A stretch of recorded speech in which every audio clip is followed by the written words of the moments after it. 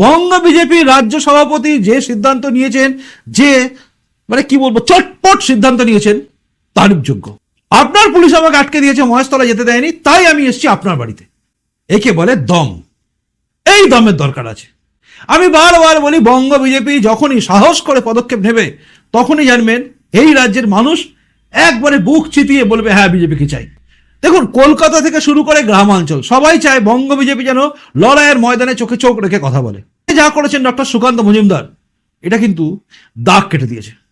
একদিকে বিরোধী দলনেতা শুভেন্দু অধিকারী, আরেকদিকে এই ডক্টর সুকান্ত মজুমদার, এই দুজনের যে কম্বিনেশন দুর্দান্ত, এবং এই কম্বিনেশনে এগোলে বিজেপি কিন্তু ঠিক জায়গায় পৌঁছে যাবে। অর্থাৎ এই রাজ্যে হিন্দুদের বাঁচানোর জন্য বিজেপির ক্ষমতায় আসার যে কতটা দরকার সেটা আপনিও জানেন, আমিও জানি।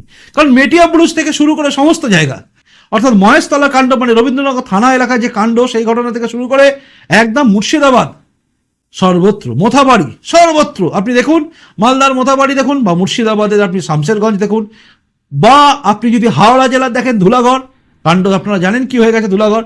প্রতিটা জায়গায় শ্যামপুরে দেখুন কিভাবে দুর্গা মন্দির, দুর্গা প্রতিমা যাচ্ছিল, সেখানে ভাঙচুর করা হয়েছে। একইভাবে বাউরিয়ায় হয়েছে। সমস্ত জায়গা সর্বত্র যেভাবে আক্রমণ নেমে আসছে, সেখানে পাশে দাঁড়াচ্ছে কে না বিজেপি। তো বিজেপি যদি পাশে না দাঁড়ায়, তাহলে হিন্দুদের অবস্থা কোথায় যাবে?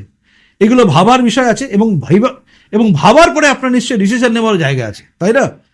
আমার তো মনে হয় সোজা কথা সোজাভাবে বলা উচিত যে হিন্দুদের বাঁচানোর জন্য বিজেপি ছাড়া কেউ নেই। যদি অন্য কোনো দল থেকে থাকে তাহলে উচিত নেমে দেখানো যে হ্যাঁ আমরাও আছি। মানে তৃণমূল নামুক, বা কংগ্রেস নামুক, বা সিপিএম নামুক, আমি জানি কেউ নামবে না।